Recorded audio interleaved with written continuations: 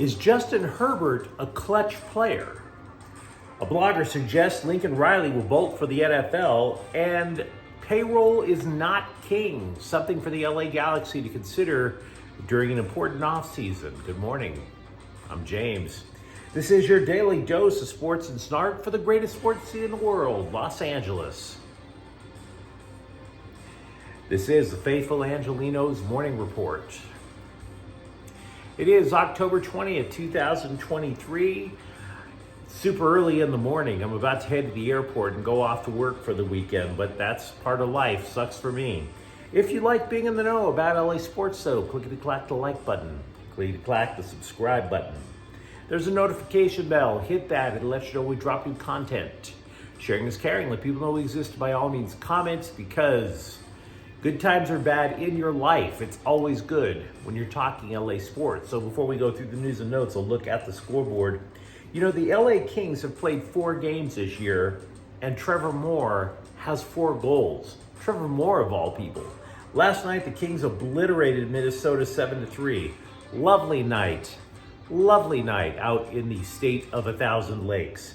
Meanwhile, today, Angel City FC is at Seattle, or as they like to call themselves, the OL Reign, at 7 o'clock. It's the opening round of the NWSL playoffs. Should Angel City advance, we can all say goodbye to Megan Rapinoe once and for all. So, fingers crossed, ladies, fingers crossed. But let's get to the news. So here's something that you don't want to wake up to, by the way. Safety Derwin James has been added to the injury report for the Chargers. That's not good, right? Now, it doesn't mean that we know he is going to be out for the game against the Kansas City Chiefs.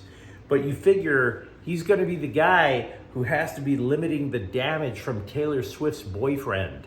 So we're all wondering if that actually portends to something pretty bad for the Chargers going into Sunday. But here's something long-term for the Chargers. Kind of makes you scratch your head a little bit. An NFL columnist has taken to calling Justin Herbert the inverse of Brock Purdy. In other words, San Francisco drafts Mr. Irrelevant, and they keep on winning. He keeps on winning. Herbert, the blue chip first rounder, the can't-miss prospect, and you can figure out where the rest by looking at the Chargers in the standings. So the question I had after I started reading it was, how big of a cheap shot is this, right? The writer still claims that Herbert can put up some gaudy numbers, that Herbert can make the ridiculously impossible play, but he misses too many open receivers. And then he started listing some stats that I'm sure the analytics spazzes would absolutely adore. Big time turnover percentage. What the hell is a big time turnover percentage? Never heard of it. Highly intelligent guy, I think. Read a ton of actual books in addition to the local sports pages. Never heard big time throw percentage in my life. For that matter, could somebody define what is a turnover worthy play? It's either a turnover or it's not, guys, right? Now, I will say that thankfully, Ed Werder of ESPN did give you a number that I can explain to you in plain English. When Stephen Gilmore clinched the game for Dallas on Monday night with an interception in the fourth quarter, it marked the 14th time that Herbert has been picked off in the fourth quarter of a one-score game. That is 5 more than any other quarterback in the league since Herbert was first drafted back in 2020. So in other words, maybe Herbert isn't exactly clutch if he keeps getting picked off in a tight situation. Game on the line, fourth quarter. Moreover, Herbert's quarterback rating in the fourth quarter alone is 86.1, which is below average for all quarterbacks in the NFL. Now, there are other factors involved, and I get it. You could actually say, well, dude, if Brandon Staley didn't go for it on fourth down so much, I would say that's a good point. If you would say, hey, the Chargers defense is wildly inconsistent, I think that's a good point too. But what I'm suggesting here is not that you throw all the heap, you just heap the scorn and the fury on Justin Herbert, but maybe he doesn't deserve a pass either, right? Especially when you consider that he just signed a massive contract where you get paid that amount of money, you get that big of a bag, you're supposed to solve the other problems that your coaching staff, that your defense creates for you. That is the burden of having that level of a paycheck. Former ESPN giggle host turned sports radio gaggle host Dan Patrick said that there is a report that USC coach Lincoln Riley is looking at potential NFL gigs. The report exists. I don't trust it. I really don't. Because he goes to a random USC blogger named Dan Wolf. The guy writes for something called Inside USC. Okay, then why aren't we getting validation from it? It's one thing to get beaten on a story. It's quite another to sit there and say, you know what, I got beaten on the story, but I'm going to validate whether or not it's true. You haven't heard a single peep about this from Fox Sports, from ESPN, from Pro Football Focus, from anybody, because they haven't been able to validate it. So this guy is either out on his own on an island for his random blog. He's either out there all alone because he alone is the one guy with sources across the NFL, with sources across USC. Right? Doesn't that start to make things sound a little far-fetched? So this is what Wolf writes, quote, in NFL coaching circles, the talk is that Lincoln Riley is putting out feelers about taking a job in the NFL next season. To be clear, this chatter was going around last week, has nothing to do with USC's loss to Notre Dame. The word is Riley would be open to an NFL job if he could follow Caleb Williams to the same franchise. If the Chicago Bears had the number one pick, it would probably be ideal for this theory, unquote. Okay, so now you're starting to see wild conditions being thrown on top of this rumor that Lincoln Riley is actually going to follow Caleb Williams wherever Caleb Williams goes. First of all, does Caleb Williams actually want to be coached by Lincoln Riley in the NFL?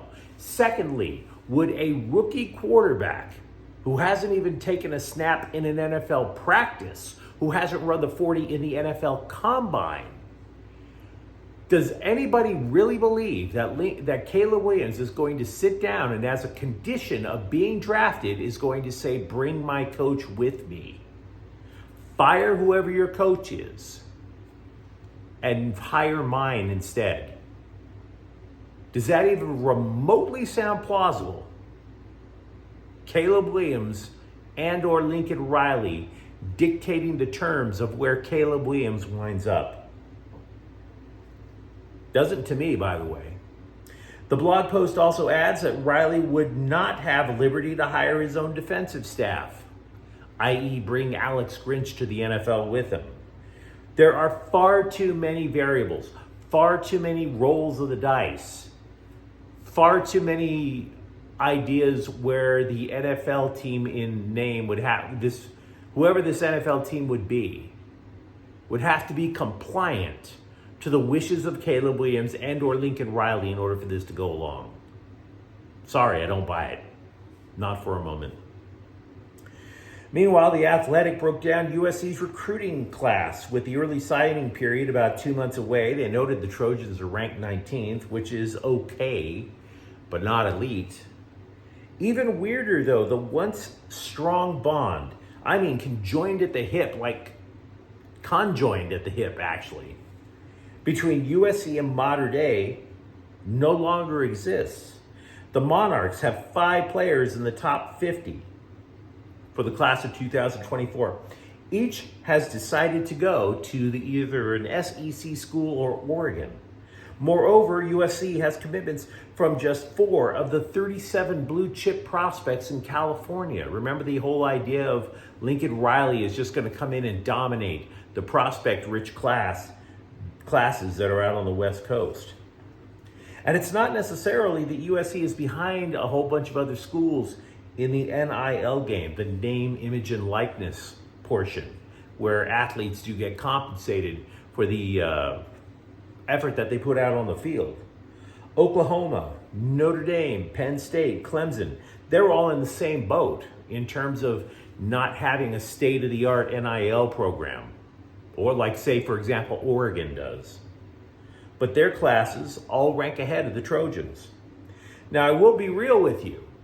I'm not trying to sit there and be Mr. Doom and Gloom. There are 2 solid offensive line commitments, and the Trojans are going after even more. We talked about that earlier in the week, how USC tried to rebuild their offensive line as quickly as possible through the transfer portal this year. And obviously, it's not really working out because you can draft talent in the transfer portal. What you can't do is take 5 talented people and mold them into a functioning offensive line. That comes over time.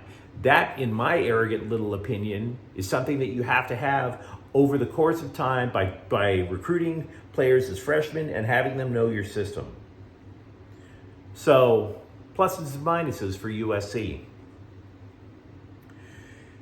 I want to give you a little food for thought as LA Galaxy's front office crafts a plan for next year's team. They are not qualifying for the MLS playoffs. But the 3 teams with the highest payrolls in MLS all are going to miss the playoffs. And that does include the LA Galaxy at number 3.